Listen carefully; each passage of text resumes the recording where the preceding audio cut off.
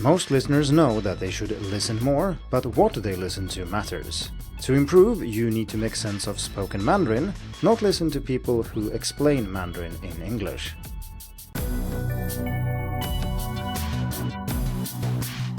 Hello and welcome to the Hacking Chinese podcast. In this week's episode, we are going to talk about a common problem with learner-oriented podcasts. This problem is most prominent when it comes to beginner podcasts, but it's also relevant for more advanced ones. In a recent episode, number 308, we talked about how much Chinese you should listen to every day. But we didn't talk so much about what you should listen to other than it should be Chinese, and as it turns out, many students are listening to a lot of things that don't actually count as listening practice. And that's what we're going to talk about in this episode. I think the title says it all, 30 minutes of podcast, 3 minutes of Chinese. And these numbers were not pulled out of a hat, it's something I stumbled upon when doing research for my course, The Fluent Listener, which contains a lot of listening recommendations. And to find listening recommendations for beginners, I had to check a lot of different podcasts, and I discarded most of them. The reason that I discarded so many of them wasn't that they were badly produced or that the teachers were not good or the hosts not enthusiastic or anything like that. It was because of the simple fact that they were mostly in English. Some of them were quite extreme, so it turned out that 90% of the content was in English and only 10% in Chinese. To be clear, I realize that my podcast is almost entirely in English, but then again, I don't think that anybody who tunes into the Hacking Chinese podcast regularly does so because you feel that it will improve your Chinese listening ability. The kinds of podcasts I checked out for the fluent listeners are podcasts that actually purport to teach you Chinese in some way, so they were supposed to teach you the language, not to discuss learning strategies and so on. I think the basic problem here should be clear. If you listen to a podcast episode that's 30 minutes long, but only 3 minutes is in Chinese, it will take you a prohibitively long time to accumulate the listening time that you're after. For example, if your goal is to listen to 2 hours of Chinese per week, and this is the kind of podcast you listen to, that means you have to listen to a total of 20 hours of audio per week to reach your goal. I'm not saying that this type of learner podcast is completely useless, but you need to be clear about what you're doing and why you're listening to them. My goal here is not to attack a specific podcast or episode, nor is it to criticize specific teachers or hosts. For this reason, I'm talking about a general pattern common in learner podcasts, namely that they are mostly English discussion, with occasional Chinese words and phrases introduced and explained in English.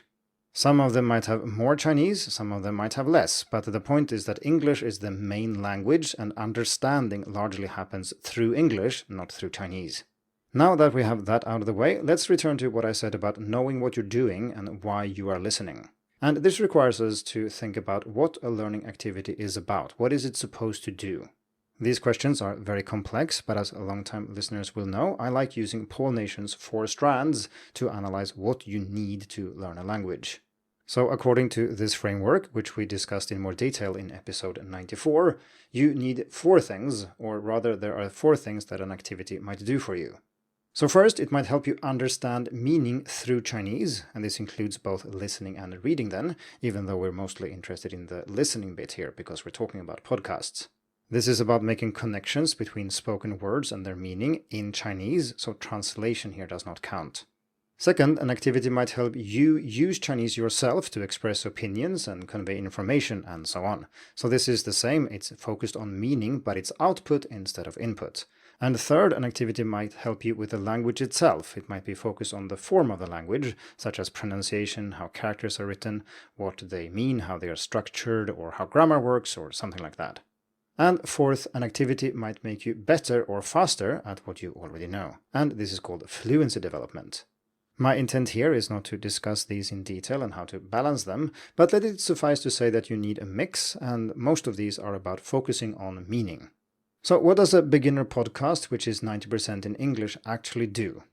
Well, it's clearly not about speaking or writing. Few of these podcasts have anything about that, and they might have extra activities and the like, which are about speaking or writing, but listening to the podcast itself will not practice your speaking or writing. It's also clearly not about fluency development, because that is about getting better or quicker at what you already know, and the words and the phrases and grammar and so on that is introduced in these podcasts is introduced as if it is the first time you hear about it. For more about fluency development specifically, please check out episode 99, and as usual, I'll put links to these episodes and articles in the show notes as well. So this means that an English-heavy podcast can theoretically have two uses that we're interested in. The first one is meaning-focused listening, where you make sense of spoken Chinese then, and the second is language-focused learning, where we get explicit explanations of words and grammar. So let's evaluate these podcasts against these two kinds of activities and what they're supposed to do. As we've talked about already, and as the arithmetic shows clearly, if your goal is to listen and get meaning-focused input, spending 30 minutes to get 3 minutes of input clearly isn't worthwhile. However, this is not the only problem, because most of these podcasts are clearly not meaning-focused either. A common pattern in these beginner podcasts is for the hosts to lead with English. So for example, they might ask how to say train station in Chinese before giving you the Chinese word. Then they talk about this word for a bit in English and maybe give you a few examples that they then explain in English. Sometimes the Chinese comes first, but it's then immediately translated into English. The common factor here, and the common problem then, is that understanding always occurs through English, never through Chinese. Essentially, if you didn't listen to the Chinese or just deleted everything in Chinese in the whole episode, it would still make sense because meaning is not conveyed through Chinese. This disqualifies this activity as being meaning-focused practice, and so that only leaves one thing: language-focused learning. Some listeners might have been thinking this for a while now, like, am I not a little bit unfair towards these podcasts? I mean, maybe the point isn't to give you listening practice, but instead to tell you things about the language in English or talk about Chinese culture in English, and so on. In that sense, it's a little bit like taking a course where the teacher speaks in English and introduces words to you. So the only difference here is that it is recorded in podcast format rather than a live lesson. That can be true, but then again, the criticism that I bring up here would then also be relevant for that kind of course. The problem here is that if you listen to these episodes or take such courses, you are not really learning Chinese, you are learning about Chinese in English, and these are two different things, and it's not at all certain that the latter will lead to the former. But let's say that you are aware of this and you count this as a language-focused learning, which is one of the 4 strands. I still don't think that listening to these podcasts is a good idea, because it isn't even good as language-focused learning. It is horribly inefficient. For example, words and phrases are often introduced without context, and grammar is explained without really anchoring it into anything, except maybe one phrase or something that was said in a short dialogue. The language isn't recycled or reused enough either, so just listening won't teach you much. It kind of assumes that you then also study a lot outside of the podcast. Since less than 10% of the podcast is in Chinese, you can't really rely on just listening more to recycle words either, because this would still be too inefficient. And like I said earlier, you would have to listen 20 hours to get to your 2-hour listening goal.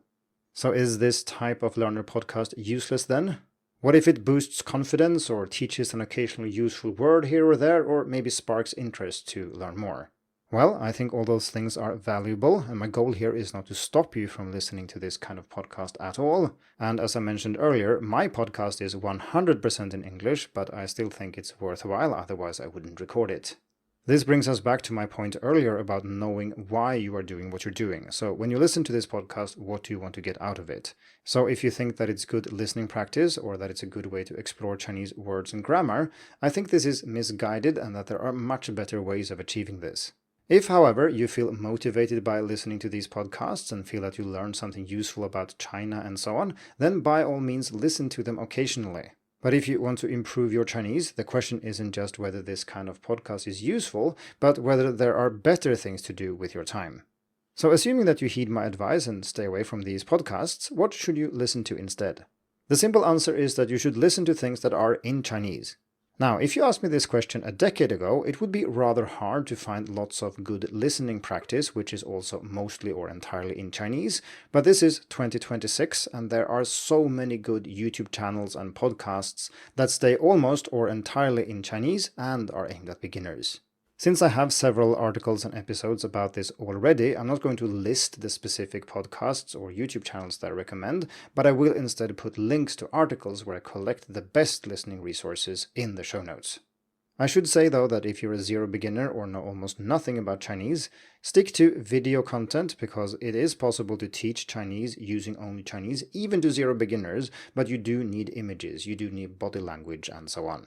There's still plenty of beginner-friendly material in audio only, but for the pure beginners, I think video works better.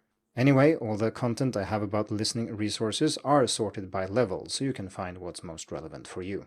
Listening to content only in Chinese will be more taxing and more demanding, even if it's aimed specifically at your level, but it's also much more rewarding. And if you want easier listening, you can always listen more than once, keep everything you listen to and like, and re-listen to it later. I understand the temptation of listening to a 30-minute episode, which is mostly in English, because it feels much more friendly, it's easier to deal with, less taxing, more relaxing, and so on. But then again, if you compare this with listening to, say, a 3-minute episode, which is only in Chinese, you can listen to it more than once, you can do various things with it, etc. And in those 30 minutes, you will learn so much more if you focus on content in Chinese rather than listening to people talking about Chinese in English. So the conclusion is, listen mostly to Chinese, not people who talk about Chinese. And this includes people who talk about how to learn Chinese or which podcasts to avoid when learning Chinese. So rather than binge listening to the 300 plus episodes available on the Hacking Chinese podcast, as I'm sure you were about to do, go and listen to something in Mandarin instead. Thank you for tuning in to the Hacking Chinese podcast. If you like this episode, please share it.